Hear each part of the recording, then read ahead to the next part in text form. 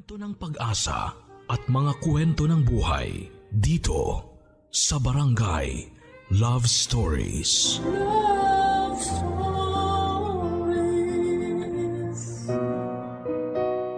May mga bagay na wala tayong kontrol sa buhay. Isa na rito ay kung sino ang magiging mga magulang natin o ang mga opinyon ng ibang tao sa atin. Ikaw, kapuso, paano mo haharapin ang katotohanan kung malaman mo na isa ka palang lihim na bunga ng pagkakasala? Dear Papa Dudut, ang pamilya raw ang una at huling taong pwede mong maasahan. Iiwang ka raw ng mga kaibigan, mga kasintahan pero never kang matitiis ng iyong mga kamag-anak.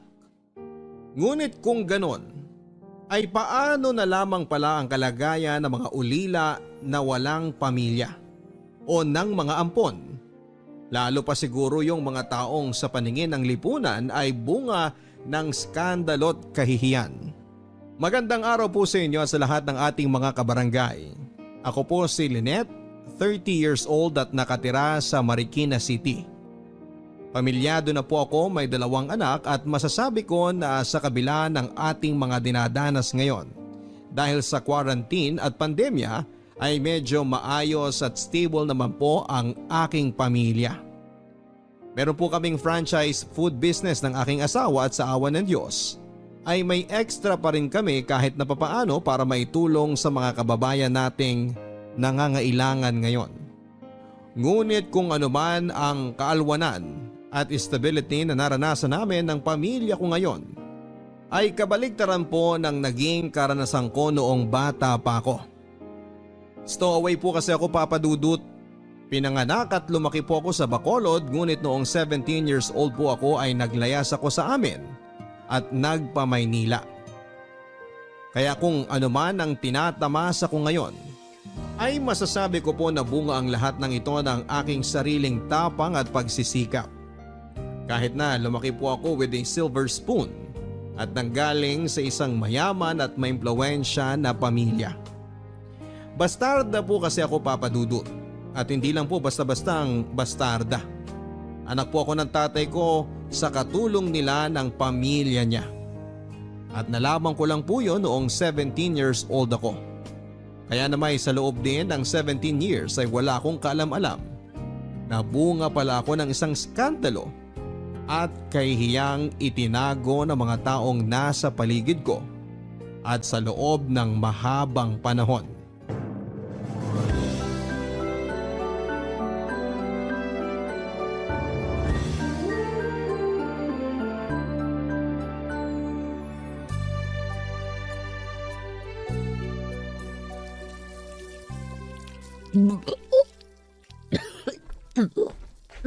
Napapadalas yata ang suka mo tuwing umaga. May nakain lang po ako, ma'am. May nakain? Abay, ano ba yung nakain mo? Bakit hindi mo pa yan ipatingin sa doktor? Wag na po. Mawawala din po siguro ito. Ah, hindi. Mamayang hapon sasamahan kita sa doktor. Wag na po, ma'am. Bakit? Ayaw mo? Marami pa po kasi akong gagawin dito sa bahay. Amo mo ako. Ako na nga nagsabi na pwede ka mag-break ngayong hapon at ako pa mismo ang sasama sa'yo sa doktor dahil concerned ako sa'yo eh. Wag na po, ma'am. Okay lang po ako. Bakit? Natatakot ka bang malaman ko? Nabuntis ka? Po? Hindi po ako buntis. Saan niyo naman po nakuha yung... Eh bakit ka namutla bigla? Huling-huli ka na dyan sa reaction mo. Hindi po ako buntis, ma'am. Kahit na magmaluwag na damit ka pa araw-araw, mapapansin ko yung tiyan mo dahil buntis din ako. Alam na alam ko ang sintomas ng pagiging buntis. Hindi po, ma'am. Ilang buwan na yan? 4? 5? Sinong tatay niyan? Ma'am, hindi po ako buntis. Maniwala po kayo. Si Anton ba? Hindi po. Eh sino? Yung tatay ni Anton? O si Mang Ambo na 60 anyos na? Silang 3 lang naman ang mga lalaki dito sa bahay na to ah. Ma'am, hindi po talaga. Ano bang sigawan dito? Oh, bakit umiiyak si Cora? Umamin ka na, Anton! Umamin na kayo! Ano ba yan, Christina? Eh na naman ba tayo? Alam ko naman na naglalandian kayo eh! Yung mga tinginan nyo, akala nyo hindi ko napapansin? Ewan ko sa'yo. Tigilan mo na si Cora, ah! Tigilan, huwag mo akong talikuran. Yan ang problema sa'yo eh. Kapag kinukumpronta ka na, palagi mo akong sinashutdown. Palagi kang umiiwas. Dahil walang katotohanan yung mga sinasabi mo. Ah, ganon.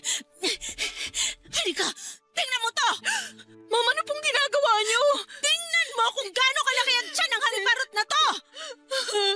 Ma'am, tama na po. Ano ba, Christina?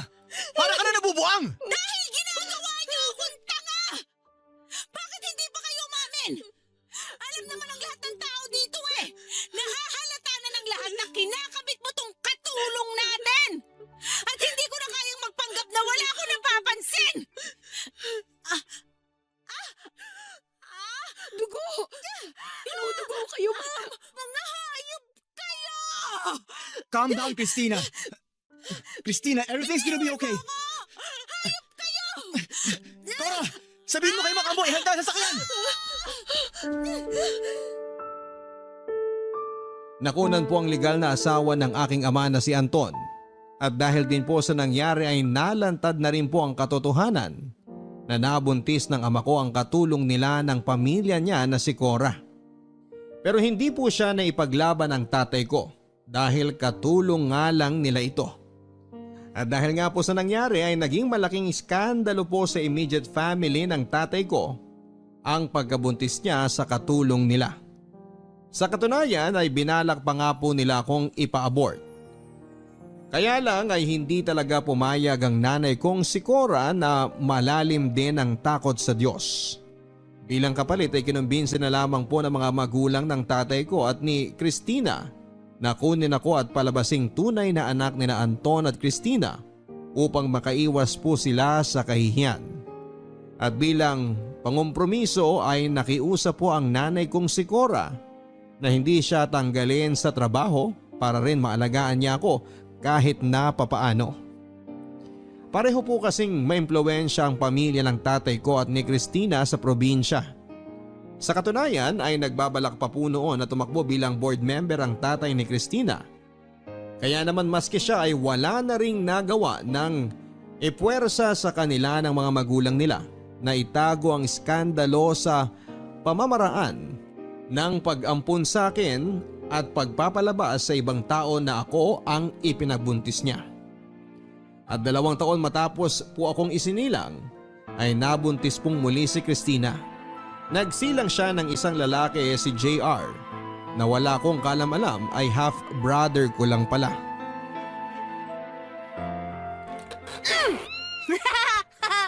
Ayan! Edi mukha kang mami! Anong ginagawa mo kay Miming?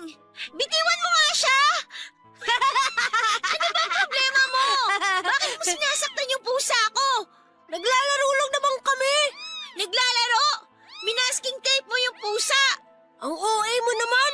Hindi laruan yan! Eh kung sa'yo ko kaya gawin yan, edi gawin mo! Matatanggal naman yan eh! Bakit akala mo hindi masakit yan pag tinanggal? Eto sige, subukan natin sa'yo! Aray! Mami! Mami! Anong nangyayari? Lynette, ano ka ba? Nasisiraan ka na ba ng ulo? Ha? Tama na, Mami! Minasking tape niya kasi yung pusa ko eh! Pinaparamdam ko lang sa kanya yung ginawa niya! Pinaparamdam? Sasaktan mo kapatid mo para lang dyan sa pusa mo na yan? Napaka-bobo mo! Tama na po, Mami! Sorry po! Sorry po! Ma'am, bakit yung sinasaktan si Lynette? Tingnan mo itong ginawa ni Lynette kay JR.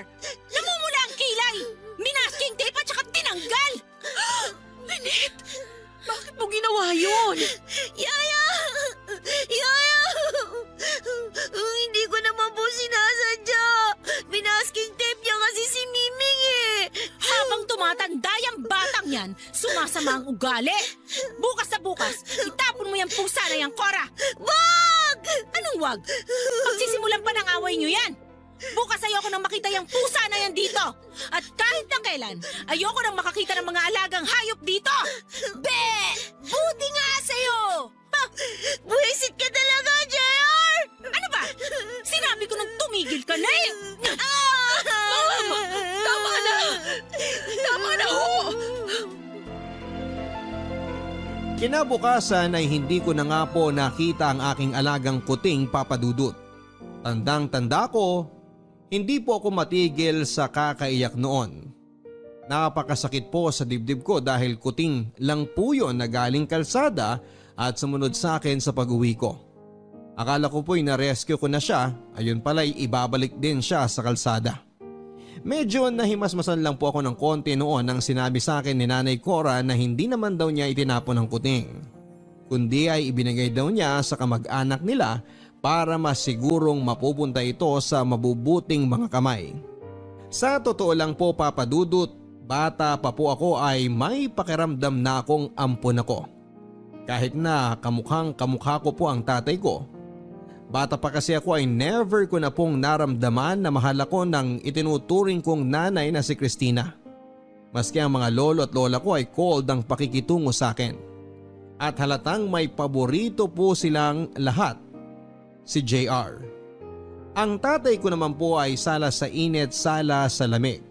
Kung minsan ay mabait sa akin pero madalas ay pakiramdam ko ay napakalayo niya sa akin.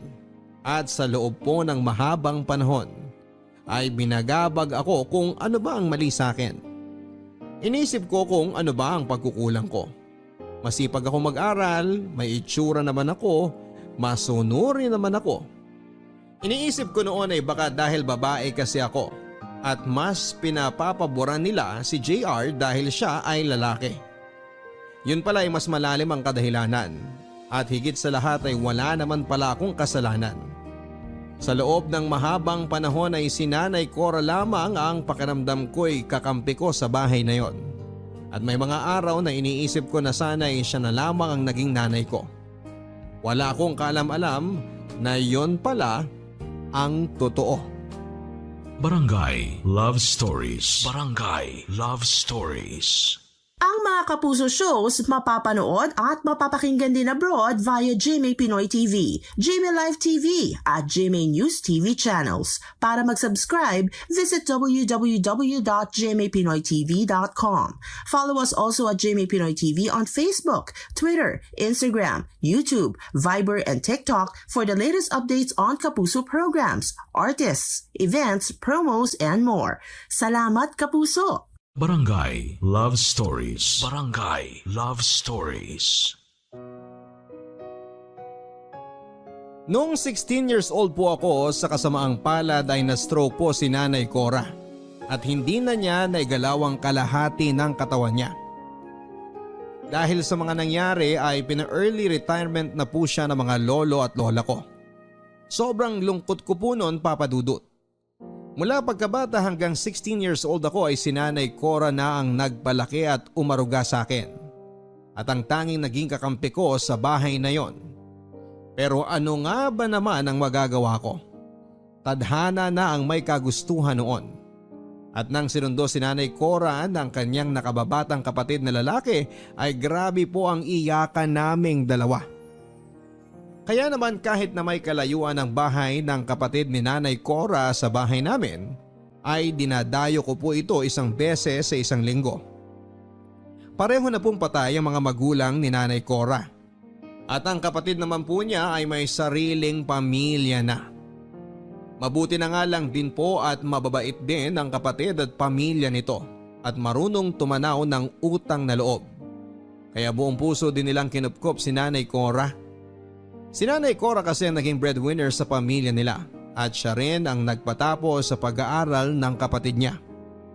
Ngunit wala pong isang taon ay nagkaroon ng komplikasyon si Nanay Cora at naging labas-pasok na sa ospital. Naging magastos po ang pagpapagamot niya at halos lahat ng naipon niya ay nalimas lang din. At sa mga panahon na na-ospital si Nanay Cora ay malimit ding pumupunta ako at ako pa minsan ang nagbabantay. Lingid sa kalaman ng mga magulang ko. At sa pagbabantay ko nga po kay Nanay Cora noong lumala na ang kalagayan niya, ay nang nalaman ko ang buong katotohanan sa pagkatao ko.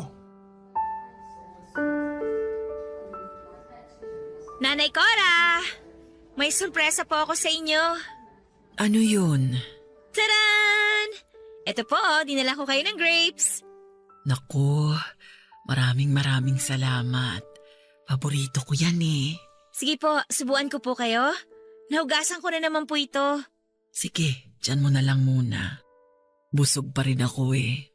Nanay Cora, yung tanghalian niyo daw po kanina halos hindi niyo nagalaw. Sige na po, pilitin niyo na pong kumain para lumakas kayo. Pakiramdam ko na hindi na ako magtatagal. Nanay Cora, huwag naman po kayong magsalita ng ganyan. Ang bata niyo pa po, lalakas pa po kayo. Gagaling pa po kayo. Lakasan niyo lang po ang loob niyo. Ay, pagod na rin ako, Lynette. Nanay Cora, please, huwag naman po kayong magsalita ng ganyan. Huwag niyo naman po akong iwan. Lynette, napakasaya ko na lumaki ka ng maayos ang buhay. Na sa kabila ng maalwan na buhay na tinatamasa mo, nananatiling mabuti ang puso mo. Nanatili pong mabuti ang puso ko dahil sa inyo. Dahil kayo po ang nagpalaki sa akin at kayo lang po ang tanging naging kakampi ko. Please po, Nanay Cora, lakasan niyo po yung loob niyo. Gagaling pa po kayo. Lynette, may malaking kasalanan ako sa'yo. Po? Ano pong kasalanan? Lynette, anak. Ano po yun, Nanay Cora? Tuwang-tuwa ako kapag tinatawag mo akong Nanay Cora. Siyempre naman po, dahil mas itinuring ko po kayong nanay kesa sa mami ko. Lynette, ako ang tunay na nanay mo. Po? Patawarin mo ako, Lynette. Naipit ako nung mga panahong yun. At hangad ko rin ay ang maging maayos ang kinabukasan mo.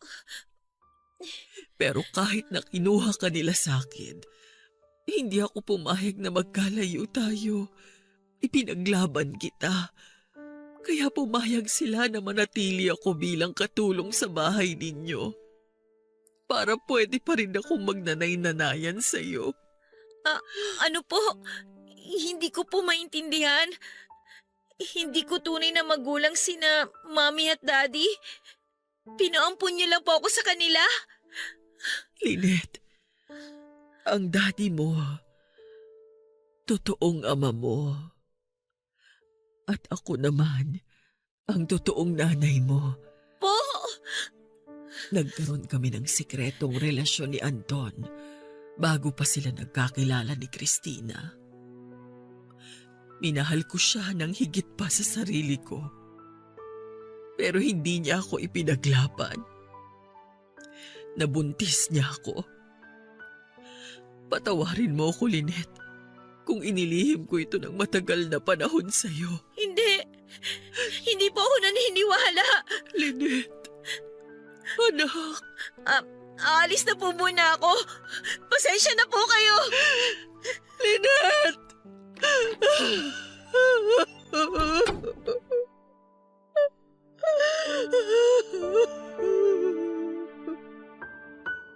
Para po akong binuhusan ng malamig na tubig sa mga narinig kong ipinagtapat sa akin ni Nanay Cora Papadudut. Sa sobrang shock po ay umalis po ako kaagad ng ospital at naglakad-lakad kung saan-saan na parang tuliro sa kakaisip. Nakakahiyamang pong aminin pero ang naging instinct ko po ay mahiya. Mahiya na anak ako ng isang katulong. Hiya na bastarda pala ako. Hindi ko po alam kung paano ko ipoproseso ang impormasyong yon, kaya't nilihim ko po muna kina Mami at Daddy ang sinabi sa akin ni Nanay Cora. At the same time, matapos pong sabihin sa akin yon ni Nanay Cora ay bigla pong nagswak ang lahat sa utak ko. Kung anak niya nga ako, Ayun palang dahilan kung bakit never kong na-feel na minahal ako ng mga magulang ko at mga lolo at lola ko. Hindi pala yon guni-guni, may pinanggagalingan pala. At higit sa lahat ay may dahilan pala kung bakit mas malapit ang loob ko kay Nanay Cora dahil siya pala ang tunay na ina ko. Ngunit matapos ang ilang araw ay nakatanggap po ako ng tawag mula sa kapatid ni Nanay Cora. Pumanaw na raw po siya. At isa po yun sa pinakamabigat na pinagsisihan ko, Papa Dudut. Ang hindi man lamang ako nakapagpaalam sa kanya bago siya namatay. Ang hindi ko man lang naiparamdam sa kanya na pinapatawad ko na siya kung kinakailangan niyang gawin ang pagpapaampon sa akin noon. Ang hindi ko man lang naipaalam sa kanya na tinatanggap ko siya kahit pakatulong lamang siya ng mga kinilala kong magulang. At sa kabila noon ay mahal na mahal ko siya. Daddy, Mami, pwede ko po ba kayo makausap? Tungkol saan? Tungkol po kay Nanay Cora. Anong tungkol sa kanya? Daddy, namatay na po si Nanay Cora. Ano? Ganun ba? Magpapadala na lang tayo ng abuloy sa mga kamag-anak niya. Bago siya namatay, may sinabi siya sa akin Anong sinabi niya sa'yo? na anak niya raw ako. Ano ka ba? Nagpapapaniwala ka doon? Totoo ba, Daddy? Hindi! Paano ka naman niya magiging anak? Dahil naanakan niyo raw siya. Ano? Lynette, naririnig mo ba kung gaano ka-imposible ang sinasabi mo? Oo nga naman, Lynette. Ano ka ba naman? Sa tingin mo ba papato lang daddy mo sa isang katulong lang? At mas una niyo raw siyang minahal kesa kay Mommy. Naibang na ata sa sakit yung babae na yan bago mamatay. At pinilit niyo raw siya na ipaampun ako sa inyo dahil nakunan si Mommy sa anak ninyo. At magiging isang malaking kahihiyan kung malalaman ng mga tao na nakabuntis kayo ng katulong, lalo na't nasa gobyerno Tumahimik ka! Bakit kayo apektado? Dahil totoo! Christina, ano ba? Lynette, kung ano man yung sinabi sa'yo ni Cora, walang katotohanan. Oo! Totoo ang lahat ng sinabi ng parasito na yon. Inakit niya ang tatay mo dahil nangangarap siyang yumaman. Akala niya ganun lang kadali yon? Hangal siya kung naniwala siyang pakakasalan ng isang dugyot na kagaya niya ng tatay mo. Christina, tama na! At totoong bastarda ka. Anak ka ng katulong. Kaya sige, ipagkalat mo sa lahat yan. Babalik din yan sa'yo. Lahat ng tao pagchichismisan ka, pagtatawanan ka. Dahil anak ka na nga sa labas, ang nanay mo pa, katulong. Sampid ka lang dito. Ang sasama ninyo! Ang sasama na ugali ninyo! Lynette! Christina, ano ka ba? Bakit mo ginawa yun? Huwag akong sisihin mo. Yung kabit mo ang sisihin mo. Patay na nga't lahat humabol pa sa panggugulo sa pamilya natin. Sana dinala na lang niya ang sikreto niyang yan sa kamatayan niya. Pero misyon niya yata talaga na wasakin ang mga buhay natin. Sinabi na tumahimik ka eh! Ano? Sasampalin mo ko? Sige, subukan mo. Baliwala naman yan sa sakit ng damdamin na patuloy na binibigay mo sa akin. Kinausap po ako ng daddy ko ng personal pagkatapos ko silang kumprontahin ni Mami tungkol sa tunay kong pagkatao. Pagkatapos niya pong mag-sorry ay nakiusap lang po siya sa akin na huwag ko na lang daw ipagsabi sa ibang tao ang nalaman ko. Para daw sa ikakatahimik ng lahat ay ibaong ko na lang daw po kung ano man ang nalaman ko tungkol kay Nanay Cora. At mas makakabuti din daw po yun sa akin kesa malaman pa ng mga tao na bastarda ko. Look at the bright side na lang daw po. At mabuti nga daw po na kahit na ganoon ang nangyari ay kinilala pa rin ako bilang tunay na anak ng mami ko at ng mga lolo at lola ko. Aaminin ko, Papa Dudut, na natukso na po akong itago na nga lang din po ang katotohanan. Natakot kasi akong husgahan at kutsain ng ibang tao. Pero hindi ko po kaya na magpanggap bilang isang tao na hindi naman ako. Sapat nang ako na lang ang niloloko nila. At hindi tama na pati sarili ko ay lolokohin ko rin. At dahil alam ko po na kahit na anong gawin ko ay never akong magiging sapat. At never akong matatanggap ni na mami at ng mga lolo at lola ko. Kahit na ano pang maging achievement ko sa buhay dahil sa paningin nila, isa akong malaking pagkakamali at kahihiyan. Ay minabuti ko po na maglayas na lang. Binenta ko po ang aking cellphone at iba pang mga gamit ko. At ang perang nakuha ko ay ipinambili ko ng tiket ng barko papunta ng Maynila. At ang natira ay ginawa kong puhunan para makapagsimula ng bagong buhay sa edad na 17 years old. Barangay Love Stories. Barangay Love Stories. Ang mga Kapuso shows mapapanood at mapapakinggan din abroad via GMA Pinoy TV, GMA Live TV at GMA News TV channels. Para mag-subscribe, visit www.gmapinoytv.com. Follow us at GMA Pinoy TV on Facebook, Twitter, Instagram, YouTube, Viber, and TikTok for the latest updates on Kapuso programs, artists, events, promos, and more. Salamat, Kapuso! Barangay Love Stories. Barangay Love Stories. Wala po ko halos kaalam-alam sa Maynila pagdating ko dito. 2 beses pa lang po akong nakakapunta ng Maynila at sa parehong okasyon ay kasama ko ang aking pamilya para magbakasyon. Nagstay muna ako sa isang mumurahing hotel ng 2 araw at ang una ko pong ginawa ay naghanap ng bed space. Sinuwerte naman po akong makahanap din kaagad ng murang dormitory para sa mga babae. At ang sumunod ko pong ginawa ay ang maghanap ng trabaho. Sa awa naman po ng Diyos ay mababait din ang aking mga nakasama sa dorm. Karamihan ay mga estudyante. At nirefer nila ako sa isang internet cafe kung saan ay natanggap po ako bilang all-around na katiwala. Matapos ng ilang buwan ay nag-18th birthday na po ako. At tinarget ko na pong mag-apply sa call center dahil alam kong malaki ang sasahurin ko doon. Bala ko po kasi ang ituloy ang aking kolehiyo at mag-working student. At dahil magaling naman po ako sa English ay agad din po ako nakapasok. Nang mga panahon na yon ay wala pong nakakaalam ng totoo kong pagkatao. Liban sa mga papeles na kailangan ko pa rin lagyan ng totoo kong impormasyon. Kapag nagkikwentuhan kami ng mga kaibigan ko ay sinasabi ko na lang na patay ng pareho ang mga magulang ko at solong anak lamang ako para wala ng tanong-tanong. At kahit na mabigat pa rin sa loob ko, kahit na papaano ang magsinungaling sa mga ganong bagay, pakiramdam ko po ay for the first time in my life ay malaya na ako at hawak ko ang aking sariling buhay.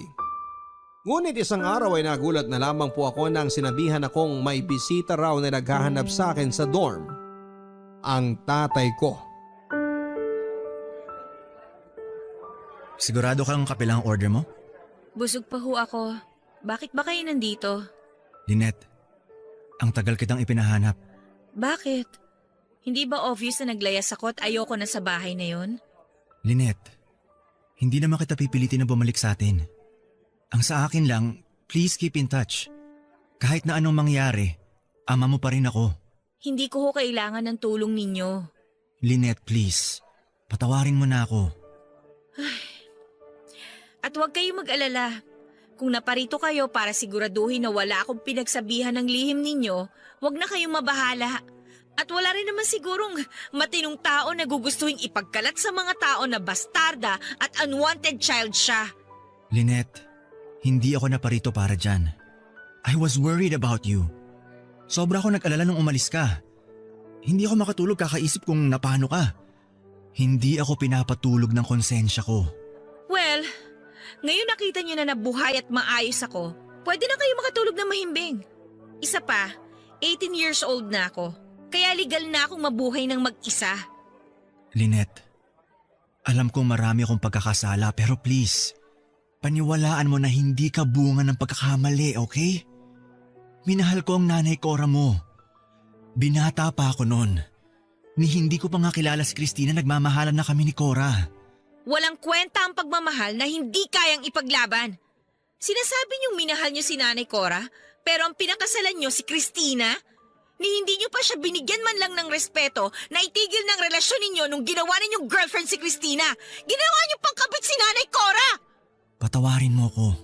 Na-imagine niyo ba yon kung gaano siguro yun kasakit sa kanya? At hindi lang siyang sinaktan ninyo eh. Maski si Christina. Pinaikot niyo silang dalawa dahil duwag kayo. Dahil sarili niyo lang ang iniisip niyo. Makasarili kayo. At dahil sa ginawa ninyo, ang daming nasaktan. Ang dami ninyong niloko. Pati ako. Patawarin mo ako, anak.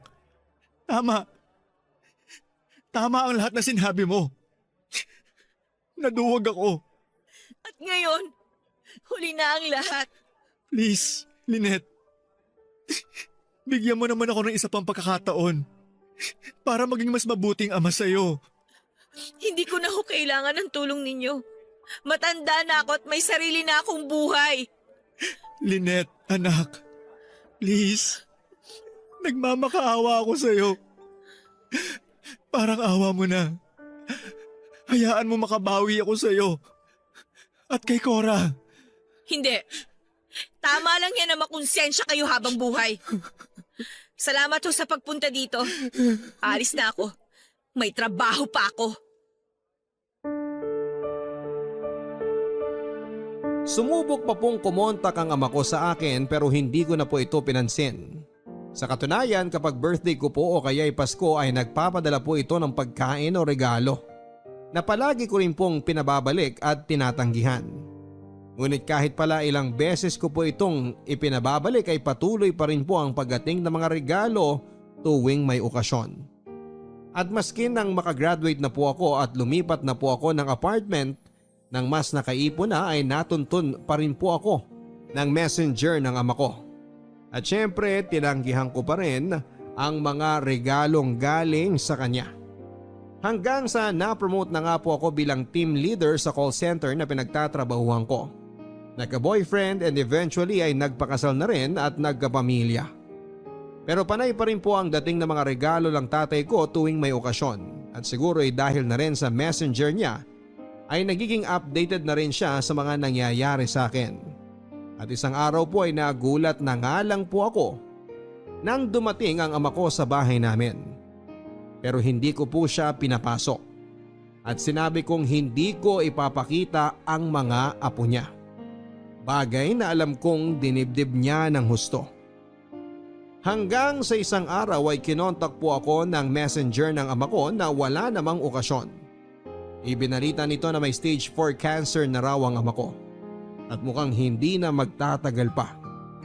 Huling-hiling daw nito ay magkausap kami sa huling pagkakataon at siguro ay lukso ng dugo na nga rin po papadudot o kundi may nakonsensya na rin po ako siguro kahit na papaano.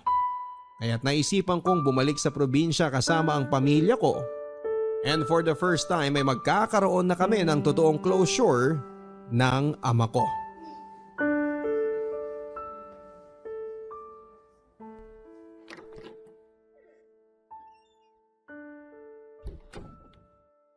Lynette, anak. Daddy. Mami. Anong ginagawa mo rito? Christina, ako ang nagpatawag kay Lynette. Christina, maaari mo ba kaming munang iwan ni Lynette dito? Bakit? Gusto ko munang makausap ang anak ko. Bakit kailangan ko pang umalis? Dahil alam kong hindi kami makakapag-usap ng maayos ni Lynette kung nandito ka. Daddy, hindi naman niya kailangang umalis. Lynette, gusto kong tayong mag-ama lang ang mag-usap. Sige na, alis na ako.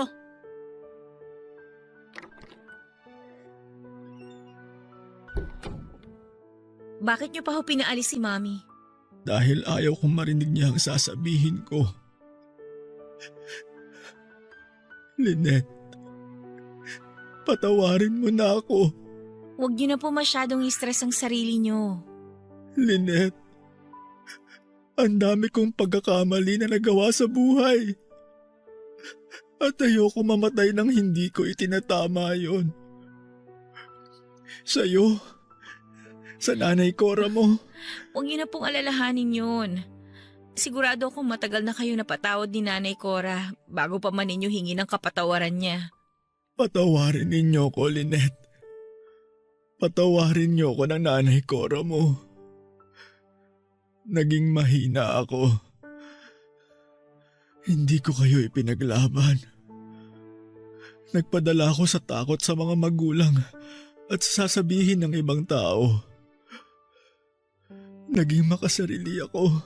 Nauunawaan ko na po kung kinakailangan ninyong gawin yun noon. At pinapatawad ko na rin po kayo.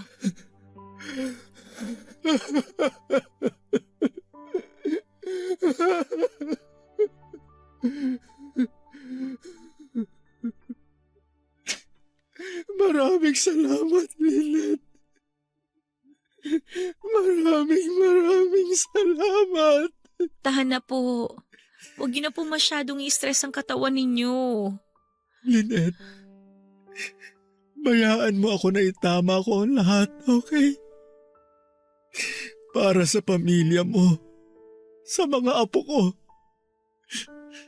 ang kalahati ng ari-arian ko, sa'yo ko ipapamana. No, ayoko po. Lynette, naisulat na namin yun ng abogado ko. Tiyak kong magagalit si Christina, pero huwag ka magpapatinag sa kanya. Daddy, ayoko po ng pera ninyo. Kaya nga po ako umalis sa atin para mapatunayan ko na kaya kong mabuhay ng mag-isa nang hindi nakaasa sa yaman ninyo ni Mami. Lynette, alam ko naman yun. Pero please, this time, sana tanggapin mo na ang regalo ko sa huling pagkakataon.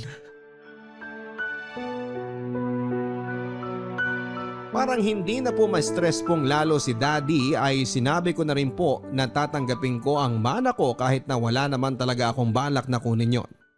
Isa pa ay alam ko rin pong magiging isang malaking issue sa mga kamag-anak ko kapag tinanggap ko ang pera. Lalo pat mulat sa pool ay sampid lang naman ang tingin nila sa akin. Kinagabihan ay sinama ko na rin po ang aking asawa at mga anak upang ipakilala kay Daddy at sa puntong yon ay si Christina na po mismo ang umalis ng kwarto. Kinabukasan ay pumanaw na rin po kaagad ang ama ko, Papa Dudut. At sa totoo lang po kahit na napakarami po akong hinanakit sa kanya ay bumuhos ang lahat ng luha ko. Kahit na pakiramdam ko ay matagal na rin naman akong nag-iisa.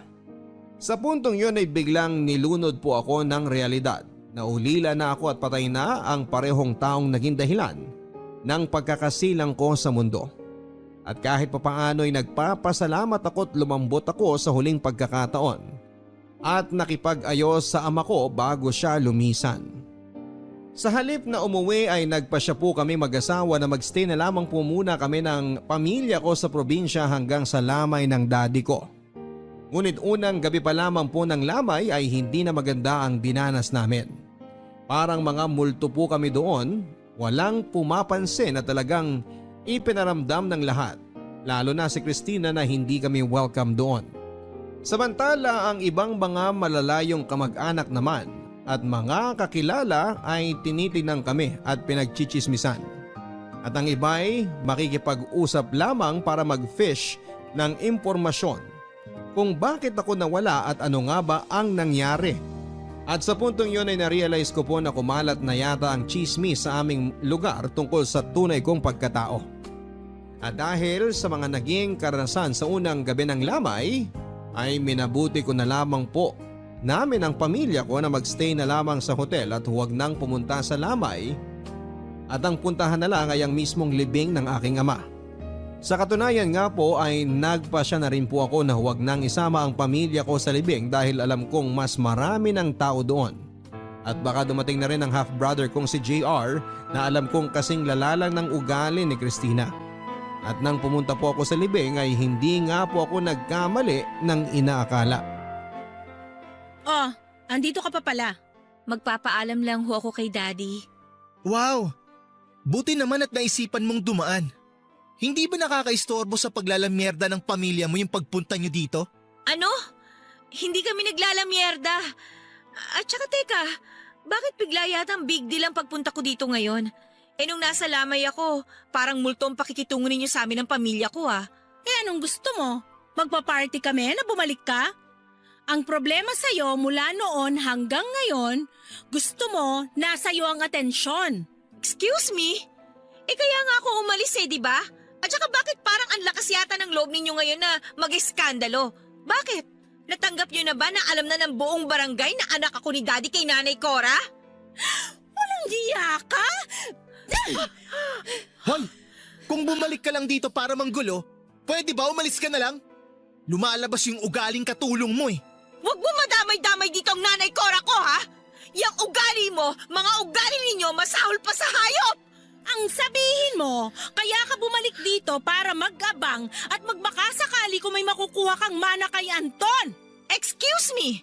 Huwag niyo ako itulad sa inyo na sa pera at kapangyarihan umiikot ang buhay! Kaya hindi ka taka-taka kay Nanay Cora na in love si Daddy eh. Dahil sa bahay na yon, si Nanay Cora lang ang totoong tao. At lahat kayo, mga hunyango! Tumigil ka na sa kakadada mo! Huwag mong saktan ang anak ko. Wala ka talagang modong babae ka? Hindi mo na binigyan ng kahihiyan ng burol ni Anton? Kayo ang nagsimula! Tinatapos ko lang! Halika! Sumama ka sa akin! Ilalabas na kita ng bahay! Wala kang kwenta! Hindi ka na babagay dito! Sampit ka lang! Dahil ako mismo ang aalis! Palabasin mo! Sige! Magsama-sama kayong mabulok sa pera at kayabangan ninyo!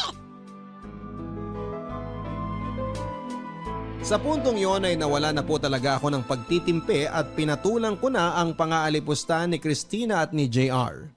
Malakas po ang loob ko dahil alam kong wala naman ang pamilya ko doon. At lahat ng mga tao sa libing ay matagal nang walang amor at pagpapahalaga sa akin. Kumbaga ipapahiya ko man ang sarili ko.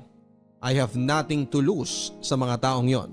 Kaya tinodo ko na lang po at nilabas ko na ang lahat ng aking naipong galit at hinanakit sa angka ng tatay ko. Talagang binurn ko na po ang bridge sa side ng tatay ko ng mga araw na yon.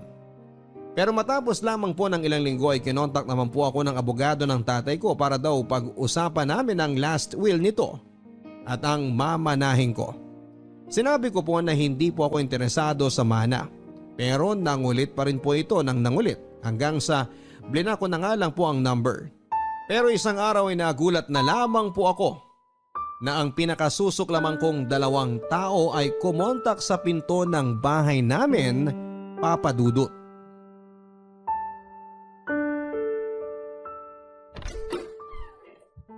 Anong ginagawa niyo rito?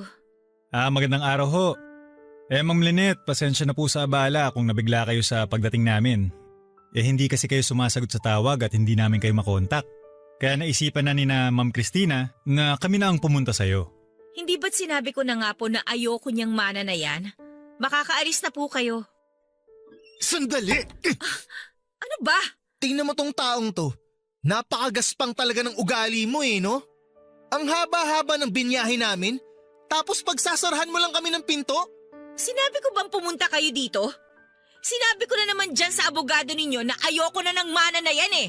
Ma'am, hindi ho kasi ganun kadali yun. Kaya nga po kami nandito eh. Alam mo, huwag ka nang magpanggap. Alam namin na kaya mo pinuntahan si Anton habang naghihingalo ay para makakuha ka ng mana niya. Malamang nung kayong dalawa lang ang nag-usap sa kwarto, doon mo binilog-bilog ang utak niya. Huwag niyo akong pagbintangan ng mga gawain ninyo ha? Ilang beses ko bang uulitin na ayoko sa perang yan? Plastic! Napaka-plastic mo!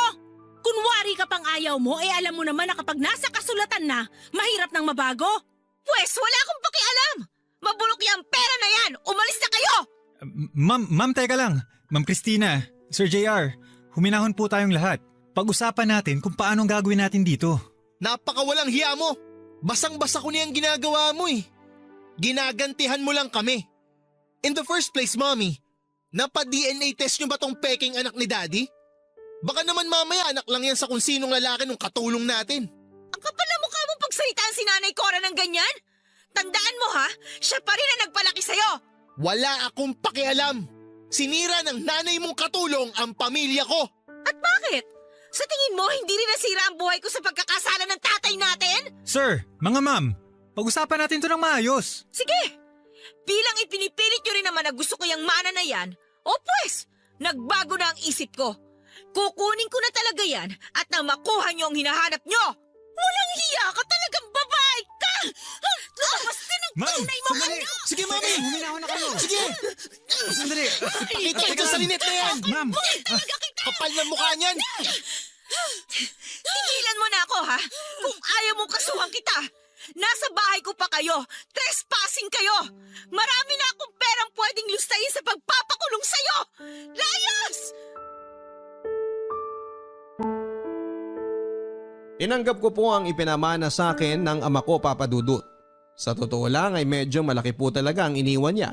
Kaya siguro ay galit na galit din talaga sa akin ang asawa niyang si Christina at ang half-brother ko na si JR. Dahil baka iniisip nila na hindi ko deserve ang pamanahan dahil anak lang ako sa labas. Gayunpaman ay hindi ko po ginamit yon para sa sarili ko ang perang nakuha ko. Pinaghati ko po ito at ibinigay ko ang kalahati sa mga naiwang kamag-anak ni Nanay Cora. At ang kalahati naman po ay itinabi ko sa bangko at sa stock market para sa kinabukasan ng anak ko. Hindi ko na rin po sinabi sa asawa ko at mga anak ko ang totoong halaga ng ipinamana sa akin ng ama ko. Ayaw ko rin po kasi na makampante sila sa buhay. Lalo na ang mga anak ko. At ang gusto kong maranasan din nila ang maging masipag at masinop sa pera. At kung ano man yung nakatabing pera para sa kanila ay pang backup at pang emergency na lamang. At kung hindi man ay ipapahawa ko sa kanila kapag alam kong disiplinado na sila para ma-manage ito ng maayos. Hindi ko na rin po muli pang nakita sina Christina at JR at ang iba pang mga kamag-anak ko. At ayoko na rin pong makita o makasalamuha pa silang muli. Kung ano man po ang iniisip nila sa akin ay bahala na sila doon. Ang mahalaga ay tahimik at maayos ang buhay ko nang hindi ako umaasa sa pera o impluwensya nila. At higit sa lahat ay may sarili na akong pamilya na maayos at nagmamahalan. Bagay na alam kong never nilang mararanasan at never nilang mabibili ng pera. Ang inyong forever ka-barangay, Lynette. Fight or flight, tumakas o lumaban. Ang dalawang reaksyong yan lang daw ang maaaring pagpilian ng isang taong may kinakaharap na pagsubok. Ngunit sa kaso ni Lynette ay ginawa niya ang dalawa. Tinakasan niya ang kanyang mapang-alipustang pamilya upang makapagsimulang muli at igiit ang kanyang puwang sa mundo at karapatan na mabuhay ng may dignidad at respeto sa sarili sa kabila ng kanyang pagiging bastarda at anak sa kasambahay. Maraming salamat, Lynette, sa iyong matapang na pagbabahagi ng iyong buhay. Naging masalimuot man ang iyong nakaraan ay talagang nakaka-inspire na hindi ka nawala ng loob at tinalikuran pa ang maluwang buhay na iyong nakasanayan. At bagkos ay ginamit mo ang iyong hinanakit sa pamilya mo bilang motivation para maabot mo ang payapa at masayang buhay na iyong pinapangarap. Higit sa lahat ay masaya ako na ngayon ay may sarili ka ng pamilya at maayos at tunay na nagmamahalan. Hanggang sa muli mga kapuso, ako po si Papa Dudut sa mga kwento ng pag-ibig, buhay at pag-asa. Dito sa Barangay Love Stories #1. Mga kwento ng pag-ibig, kwento ng pag-asa at mga kwento ng buhay dito sa Barangay Love Stories. Love Stories.